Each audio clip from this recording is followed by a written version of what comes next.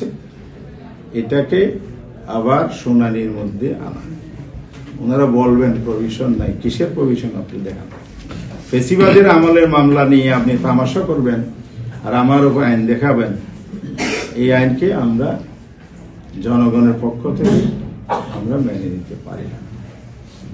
সুতরাং এটা যেন আমাদের আজকে আমাদের আইনজীবী একটা আবেদন করেছেন যে উনি যখন শুনানি করছিলেন, শুনানির সময় এই ধারাগুলো উনি ব্যাখ্যা করছিলেন, আমি যে ব্যাখ্যা করছি, হয়তো উনি আরো বেটার লিগ্যাল পয়েন্টগুলো ক্লিয়ারলি ব্যাখ্যা করতে চেয়েছিলেন, সে প্রস্তুতি ওনার ছিল।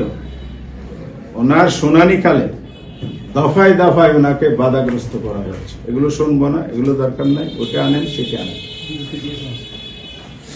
তারপরে আমার কাছে জিনিসগুলো যখন ইনফর্ম করা হলো, আমি ঢাকায় লয়ারের সাথে, আজকে আমার সিনিয়র লয়ার আসেনি, কালকে শুনানির সুযোগ দিলে আমার সিনিয়র লয়ারকে দিয়ে আমি শুনানি করাবো। যিনি ওনার চেম্বারে জুনিয়র হিসেবে এসেছেন, উনি জানানোর পর আমি সিনিয়র সাথে যোগাযোগ করে সে কাগজগুলো উপস্থাপন করেছি। তো ওনারা কাগজ চেয়েছিলেন, বলতে আপনার সব কিছু ভ্যালিড, শুধু ট্রাইব্যুনাল কি কোন দ্বারায় আপনাকে আদেশ দিয়েছিল, রায় দিয়েছিল, আদেশের অর্ডার কপিটা দেন। অর্ডার কপিটা ওনারা ঠিকভাবে পড়লেন না, আমার আইনজীবীকে আর্গুমেন্ট করতেও দিলেন না। যারা এই পর্যায়ে দেশ চালানোর দায়িত্ব থাকে একটা ডিস্ট্রিক্ট লেভেলে, তারা হতে পারে তারা আইনে প্র্যাকটিস করেন না, গ্যাপ থাকতে পারে, এই জন্য তো আমরা আইনজীবী নিয়োগ করেছি। আমার বিজ্ঞ আইনজীবীর কথা তো শুনতে হবে।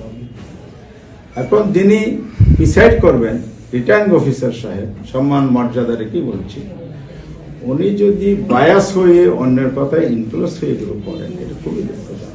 তাহলে এখানে নিরপেক্ষতা থাকবে না। একটু মেরুদণ্ড শক্ত করেন, গাছ নিয়ে দায়িত্ব পালন করেন, দেশ বাঁচবে, জাতীয় বাঁচবে।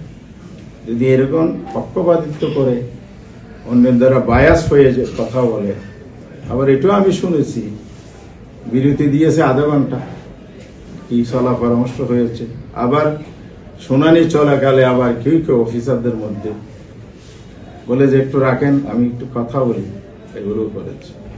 আরেকটা খুব জঘন্যতম কাজ করেছে, বিরতির সময় আমার প্রতিদ্বন্দ্বী প্রার্থীকে ফোনে ডেকে এনে, তার লোক এনে আবার একটা পিটিশন ওনা নিয়েছেন, যে পিটিশনটা শুনানির প্রথম দিকে ছিল না।